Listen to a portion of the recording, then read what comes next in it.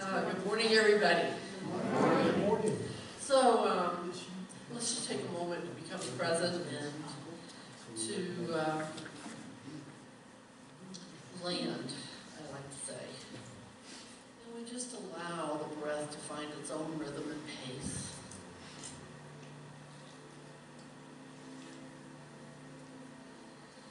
Allowing it to slow down and deepen.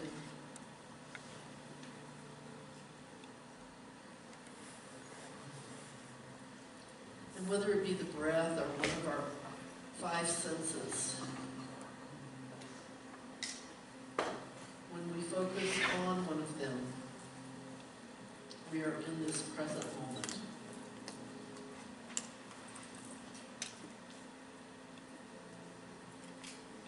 And so in this moment, we allow our hearts to fill with gratitude for this opportunity to be here together, to be one together.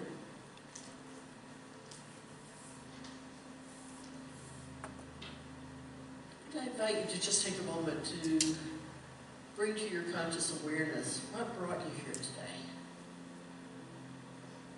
What prompted you to show up, suit up and show up.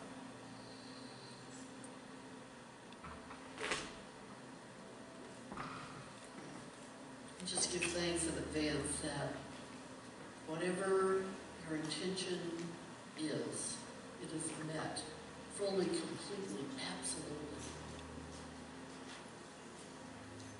As we commune together in prayer, and meditation, and song, and in listening to the words of everyone who speaks today. And so for a wonderful service that blesses each and every one of us beyond measure so that we pay it forward, on our behalf I say thank you, thank you, thank you, that it is so and so it is. Okay, so now we're going to go into the most important part of our gratitude today. And this is a once in the life of the church gratitude, and it's the reason you're all wearing green bandanas, much to, I think, John, our CPA treasurer, and probably Cindy, our CPA finance team member, and other people that deal with accounting. I don't call us in the red or the black, because we're in New Mexico, so we're either in the red or we're in the green, all right? And so that's why you have green bandanas. So I want to tell you a little story. We're going to start with our first slide. And this is a picture, oh darn, it's not showing up well at all. You can't really see it, but Christine Baker took this photograph, and there was a rainbow that ended right as the tower was being built. And we saw that as a real omen, and we knew that was a good omen, that we were going to have the finances we needed. And at that time, Wendy Bloomberg wrote a poem I'd like to share with you. It was titled Unity Santa Fe.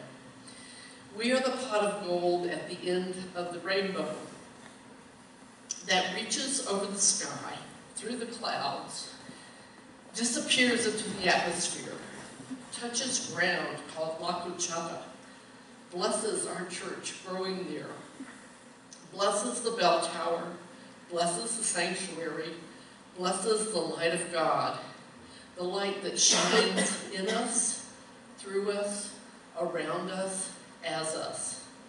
We are the pot of gold at the end of the rainbow. We are one in the light. We are one in the peace. We are one in wisdom. We are one in love. We are one. Unity Santa Fe. And that poem was written sometime around 2003 when we were building the addition to the building. Okay, so then the next slide is a picture of Wendy and Steve Bloomberg. They were the ones who, when we were ready to sign a 30-year fixed mortgage at 8.5%, they were going to be the guarantors on the loan because the bank required a guarantor. And before we went to closing, Steve called me and said, you know, as long as we're responsible for the loan anyway, how about if we take out a loan on our personal line of credit at our bank in Chicago, and instead of 8.5% interest, the interest rate will be 0.25% above prime. So I did my due diligence. I researched to see what the rate for prime, to make sure it hadn't been over 8.5%, and it was like in the past 20 years before that, it had never been that high. So I took it to the board, and the board agreed that we would accept that generous offer. So now the first number there is the amount of interest we would have paid if we had gone 30-year fixed and taken 30 years to pay off the loan. If we'd have taken 30, which is 10 years beyond now, it would have cost us $870,000 in interest alone, okay? The second figure is how much it would have cost if we paid it off in 20 years, because we did pay it off in 20 years under the bank's 8.5% interest. It would have been $469,000. But because the Bloombergs took out that loan on their personal line of credit, we paid $219,000 in interest. So they saved us $250,000. And so we are grateful for Wendy and Steve Bloomberg, and of course all the people who paid towards principal and helped us pay off the loan. So the next slide is, oh, go back to that one. For some reason I didn't have that one in my notes. So if we'd have been in that 30-year loan, our projected payments every month, for the past 20 years and 10 more to go, would have been $3,783. And let me tell you, there is no way our income would have supported that. So I don't know where Unity Santa Fe would be today if we had taken out that 30-year fixed loan. Okay. So our assets, our land, was valued at the time we bought the building at $75,000, and then the original building, the improvements, and the addition were another $787,516, which means we have $862,516 in our building and land. So we have quite an asset to be proud of. Next slide. Okay, so we are also grateful for our fundraising team, and I would like to invite them all to come up. Debbie Bryant is our fearless leader and professional fundraiser who, I gotta adjust this rug before I break my neck. Okay, let's affirm that 3 times. Okay. I'm healthy, only well. Okay, so if we could have all the members of the fundraising team who are here. We have Margot Barr is coming up. We've got Karen Gardner. Larry Gardner was also on the team, and invite you to hold him in prayer. He broke his hip last night and is in surgery this morning. Okay. But I know he's felt really happy to be part of this team. Norm Morrison. Norm has moved to Albuquerque, but assures me he will still be part of our Unity Santa Fe community. John Provost. And me, and Ralph Huber. Our dear Ralph Huber was very much a significant part of this team. And so we just want you to know that under their leadership, you said yes. And you said, here I am, and you gave we needed $327,600 in January of 2014. And y'all came forth. And since January 2014, which is, what, 5 years, 6 years? Anyway, however how many years it is, 5 years. I mean, that's pretty phenomenal that a group our size could be so generous and make this happen. Okay, now, wait a second. No, you're not done. Okay, let's do the next slide. I can't remember where I am. Where's the next slide? Okay, so this was, as a result of their fundraising efforts, this was the last check that was signed. Deb Caswell, our board president, and I insisted on signing that check. I normally don't sign checks, but that one I said I'm going to sign. So that was the check that we signed and put in the mail, 2 weeks ago I think it was, on a Friday. I dropped that off personally at the post office and got it in the mail. So that was exciting. That was the last $1,000. It was $1,066 or something like that.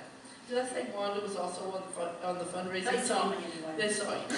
Okay, so I sent a picture, I sent that photo to the Bluebirds and I got this back. Congratulations. It's such a remarkable and wonderful achievement. And this incredible success in owning Unity Santa Fe's building and land. We are so proud of you, Brendalyn, and the congregation. Kudos galore. And we thank you so much for the gift of this lovely candle. I consider a candle. That can always give light. It is gift enough to know that what we started out as a means of having a true church home for Unity Santa Fe has become indeed a true church home by the hard work, prayers, and determination of all Unity Santa Fe. We affirm many years of open doors and arms and welcome for all people seeking spiritual growth and a true home for their beliefs.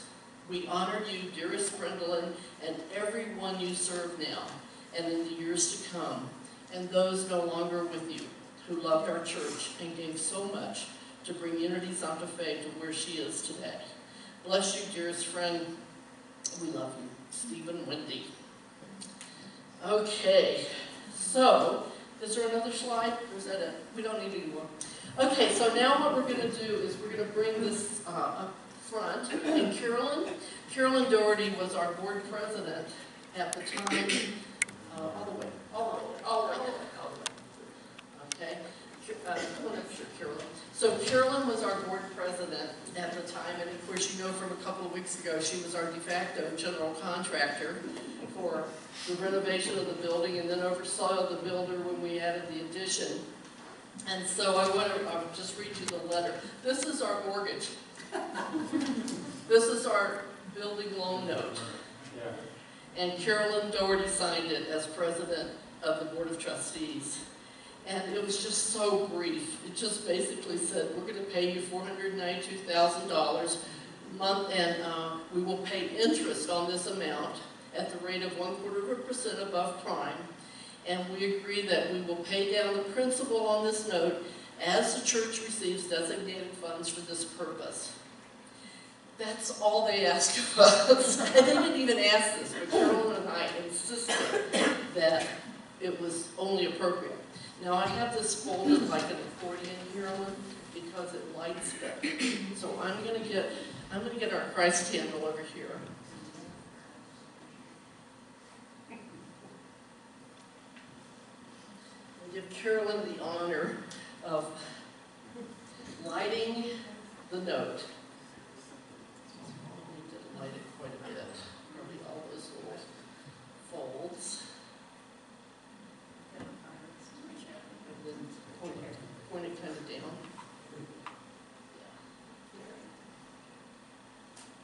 Let that puppy burn. Burn, baby, burn!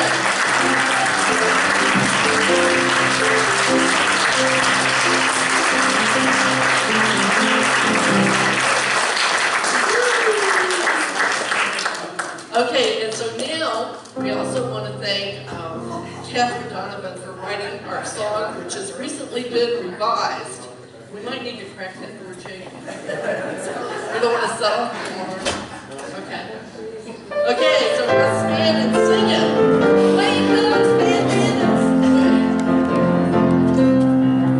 home free. We were finally home free. We paid off the mortgage. It really wasn't so tough. We built this place with a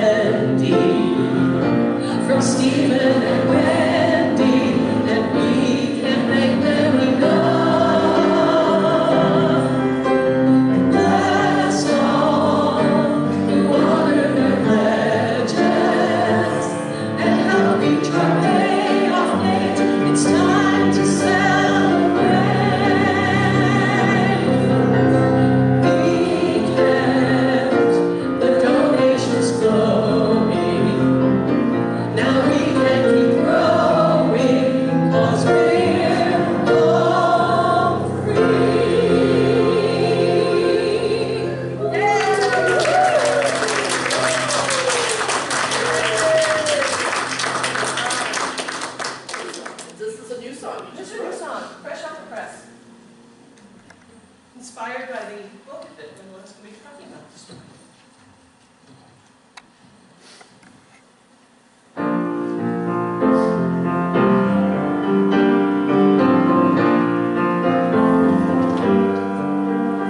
When every dream that you worked for falls through, and all the things you once believed seem untrue, when you know you've lost your very best friend, and you fear the heartache might never end, then you find yourself betwixt and between, walking down a hallway you've never seen, moving forward through the darkness alone, every door closed and the future unknown. Well, it's hell walking down that hallway, and you think you just can't take it anymore. But if you can believe, even in some small way, that love is behind the next door, then you put one foot in front of the other, till your heart beholds a welcoming sight, and you reach out in faith to open that door and walk into the light. You walk into the light, walk into the light. Just reach out in faith to open that door and walk into the light. Oh yes, it's hell walking down that hallway, when your fear and pain just seem like too much, but you try to believe, even in some small way, there's a door waiting for your touch. So you put one foot in front of the other, and believe that dawn will follow the night.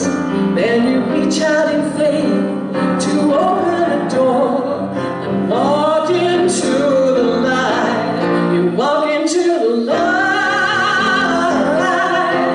walk into the light.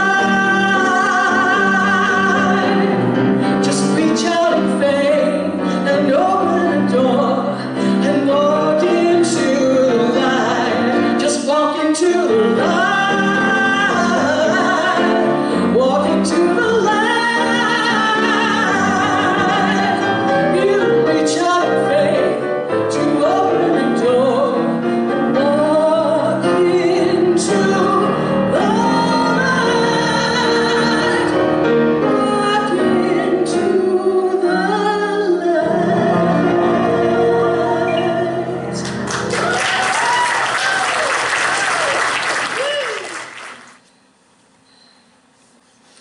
If you can start the day without caffeine, if you can always be cheerful, ignoring aches and pains, if you can resist complaining and boring people with your problems, if you can eat the same food every day and be grateful for it, if you can understand when loved ones are too busy to give you time, if you can take criticism and blame without resentment, if you can conquer tension without medical help, if you can relax without liquor, if you can sleep without the aid of drugs,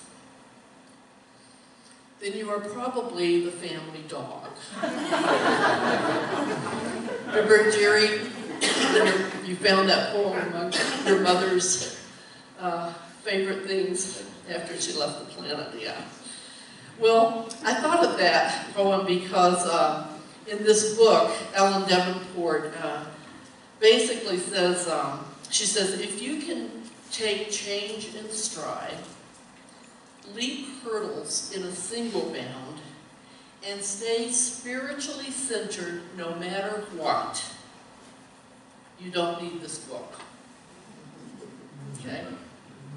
So, the idea that inspired Ellen to write this book is that saying that many of you may have heard. The hallway, let's see, when one door closes, another one opens, but it can be held in the hallway. So that's what inspired Ellen to write this book. And the idea is that the hallway is when something happens, a change happens. You know, I keep saying we need a bumper sticker that says change happens. But when something basically ends and you're not sure what's next or when it's coming, I like to say it's when you are hoping that the light at the end of the tunnel isn't another train coming, right? So we all have had these hallways. We may be in the midst of one of those hallways right now. And the human condition is that many times, especially in New Thought, we think that we have to, you know, pretend it's not happening, that all is well. Even though that spiritual truth is true, that all is well, in that moment it doesn't feel well, right? It doesn't feel like it's well. And so we deny that this change has happened perhaps, or we resist it. And we certainly don't want to feel it. So the last thing we want to do is feel our emotions around it. So, the spiritual solution to that human condition is that we have to acknowledge the hallway. We have to acknowledge that we're in it. We have to accept what is, no matter how difficult it may be. And we have to be present in the moment to whatever is going on. So you might say, what's in it for me? You know, why might this book be helpful, or why might this series of messages or the Wednesday night classes that we're going to be doing for the next 5 weeks, what's in it for me? And basically, this book contains spiritual principles to help you through any hallway you may find yourself in, any situation. This book is about discovering that the gifts of the hallway are for you and not against you. This book can help us see that these hallways are an opportunity for spiritual transformation by engaging more deeply in our divinity and focusing and letting our divinity help carry us through the hallway. And to find the gift, to realize that whatever is happening is serving our life's purpose in ways that maybe we don't understand yet. So the first point is that change happens. Like I said, we need a bumper sticker that says change happens. Something has changed in our life and things are different. I just was very touched by the lyrics to the song, Catherine, because I know you're losing John. You know, in January, put you in that hallway. And like I said, there's so many different, the circumstances can be so different for different hallways, but the spiritual principles are the same. So, Ellen points out that abrupt changes, when they happen, or even if they drag out for a while, but we know they're inevitable, might seem like a descent into hell. But she says, hang on and remember, the hallway is a passageway, not a destination. Okay? It's a passageway. It is something we have to go through. But there is light, and it's not another train coming at the end of the tunnel. And she says, no matter what happens in our life, what happens next, what happens after something happens in our life is an inside job. And this is the key to maneuvering through each hallway to that next door, to that light. The second point is acknowledgement. That to realize that, first of all, being on a spiritual path does not exempt us from pain. Okay? It does not exempt us from these hallways that happen. Oh, that's a new one. Hallways happen. How's that? Okay. So the spiritual work really cannot begin, at least consciously, until we acknowledge what has happened and where we are right now in this present moment, because otherwise we might attempt a spiritual bypass. You know, 599 out here is called the bypass, and I like to say that Unity Santa Fe is an exit off the spiritual bypass, because we don't want to be on that spiritual bypass. And Debenport says, well, before I tell that, I thought of the story of 3 ministers are in hell. You know, there's Catholic ministers and our priests saying, oh, you know, it's pre-Vatican II. Oh, gee, I ate fish on Friday, and here I am. This is horrible. It's terrible. And then there was a Baptist minister, a preacher, that was there and said, oh, you know, I danced at my cousin's wedding, you know, and I'm here, and it's hell, and it's hell. And then there was a Unity minister. And the Unity minister said, it's not hell, and I'm not hot. Okay? Not exactly acknowledging the condition, right?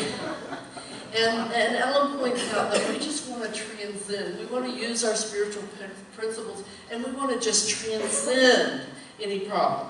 We don't want to go through that hallway, right? We want to rise above it and get the heck out of there. So she says we breathe and ohm our way through life while neglecting to howl in pain every now and then. I love that. We want to ohm our way through and not howl in pain. And that burying feelings in spirituality, she says, is no different than distracting ourselves with busyness. I don't know about that one. I've heard about it. Or addictions, or keeping a stiff upper lip. And that she said something that I've said so many times, so I love it when I see somebody else say it, that feelings clamor. They're like little children, and they're soothed when we can acknowledge them. Okay?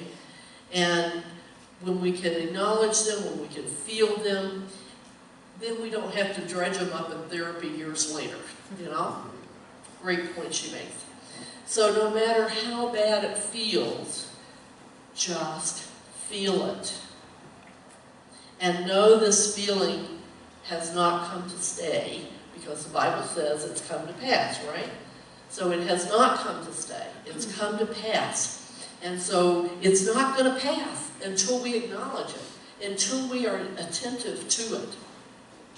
So we have to, no matter how bad it feels, we have to feel it.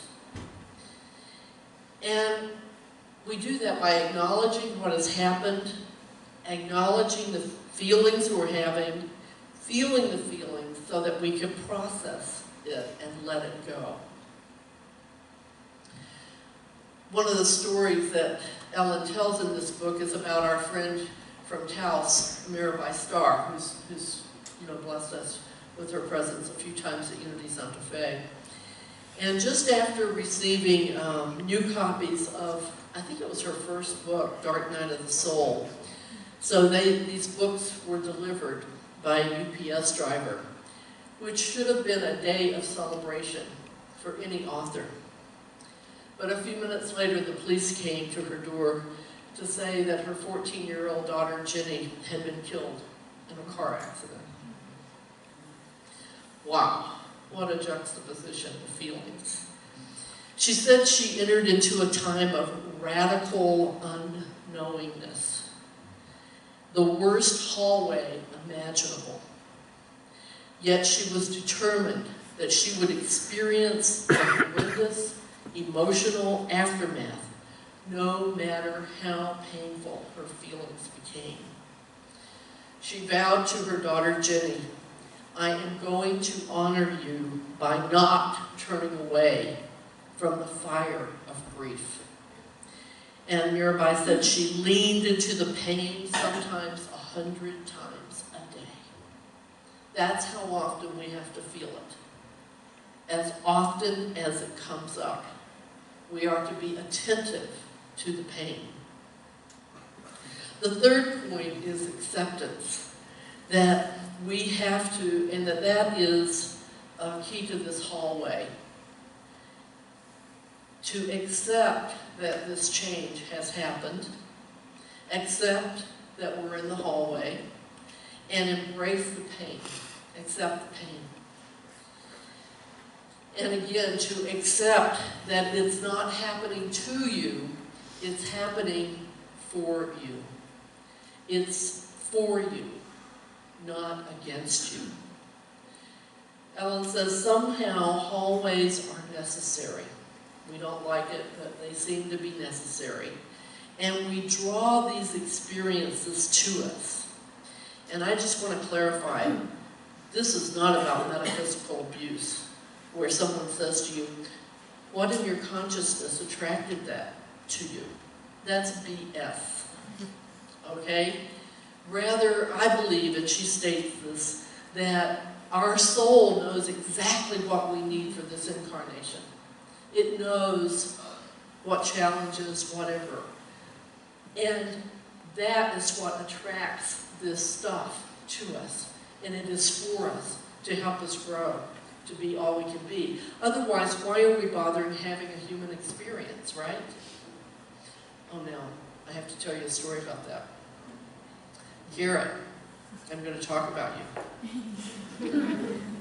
So Garrett's mom, Jessica, said to him, "You know, I'm reading this book." This was the TED book I did the series on. And she says, it says, are you a human being having a spiritual experience, or are you a spiritual being having a human experience? And I had never heard that asked as a question. I had always heard it as a statement, that we are spiritual beings having a human experience. But Garrett answered it from a different perspective. And he said, "Well, I must be a spiritual being having a human experience, because I'm certainly not spiritual." And we would beg to differ with you, dear Garrett. Anyway, I thought that was a great teenage response to that statement. So these challenges, no matter how difficult they are opportunities for growth. And, you know, I know that AFCO statement, you know, another frustrating growth opportunity, right? That's what the F stands for, another frustrating growth opportunity. But these opportunities bring gifts if we can be present to them, if we can look for the gift, if we can do what I say Jacob at Jabbok Fork, you know, when he was wrestling with the angel, and the angel said, "Let me go because the dawn is breaking," and he said, "I will not let go of you until you bless me." And that's what we have to do. We have to stay in that hallway until it blesses us. And Ellen points out that we don't have to claim them as blessings in disguise. We don't have to believe they were necessary, but we do have to realize that good can come from them, because growth can come from them. And she said, "I've come to respect the hallway. It's not so scary to me now, because I know good stuff can happen there. Growth happens there.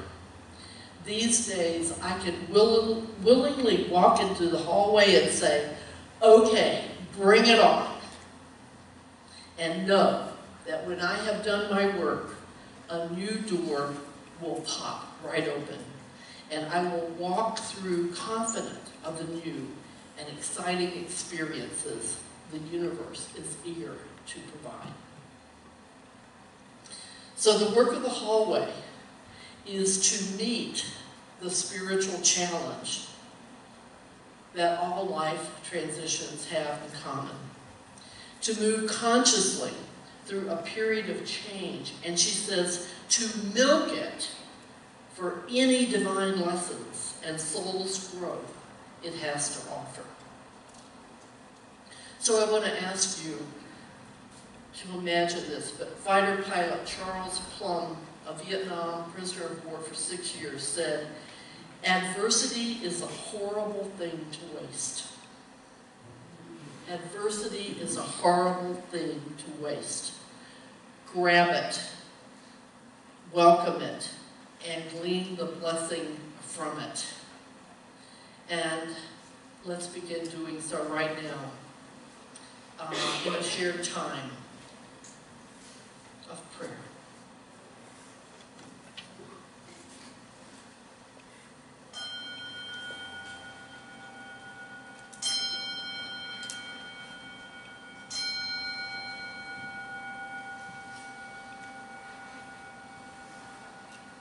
So I invite us to again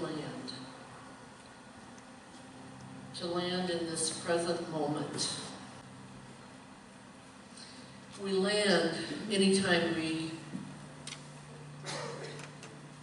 practice prayer and meditation. And I think what this message is particularly encouraging us to do is mindfulness meditation. To keep our mind out of the past, to keep it out of the future, to ask ourselves, where are my feet right now? Where is my body right now?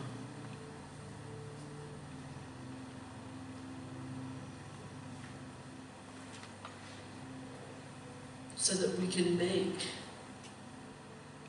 our time in the hallway a time of spiritual transformation. So not only in our formal times of meditation are we mindful, but throughout the day, whenever that pain feels unbearable, be present, be in the moment, acknowledge the pain, feel the pain, accept the pain, so that it may pass. And even if we have to do it, as Mirabai said, 100 times a day, that's the practice. Be present. Be in the now moment.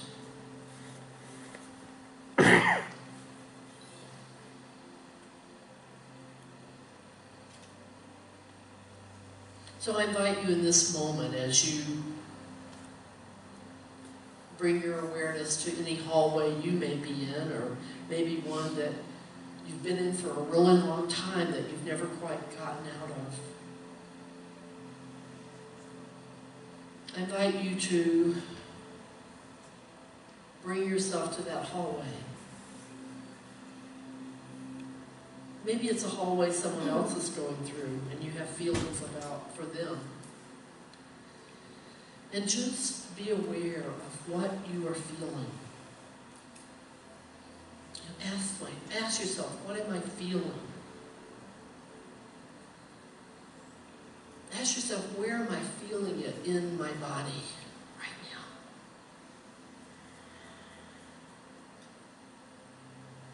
And then ask yourself, can I acknowledge and accept that this is what I'm feeling right now?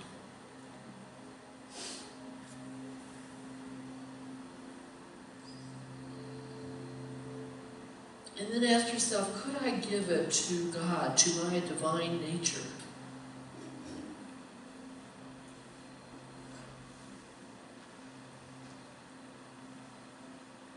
Then ask yourself, would I give it to my divinity? And then answer the question, when? And there's no right or wrong answer for any of these questions. It's called the Sedona method.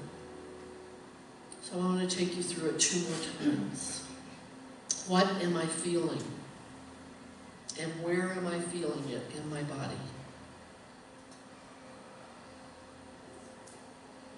Can I acknowledge and accept that what I'm feeling?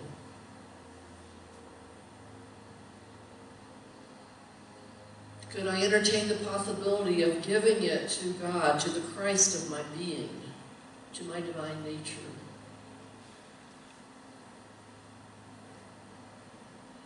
Would I? Or do I still need to hang on to it for a little longer? Again, no right or wrong answer. And if the answer is yes, then ask when. When will I turn it over?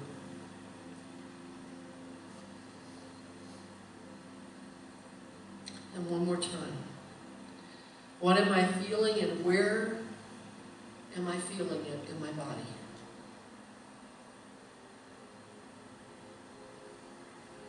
Can I acknowledge and accept what I'm feeling?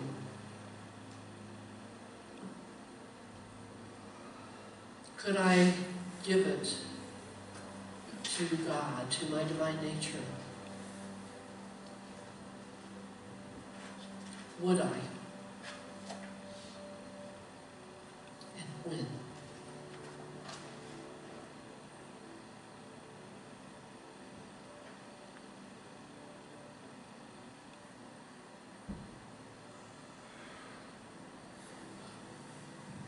And as I bring this prayer to a close, I want to share with you Hafiz's poem called Manic Screaming. We should make all spiritual talk simple today. God is trying to sell you something, but you don't want to buy. That is what your suffering is. Your fantastic haggling, your manic screaming over the price.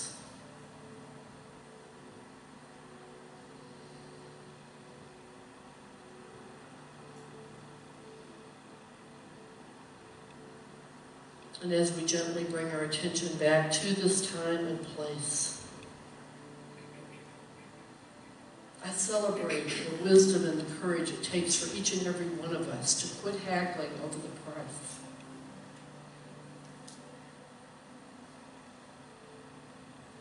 To pay the price of being in the hallway, knowing that the gift of doing so is beyond our wildest dreams. So I invite you to silently say, thank you, divine nature that I am. Thank you, thank you, thank you. That it is so, and so it is.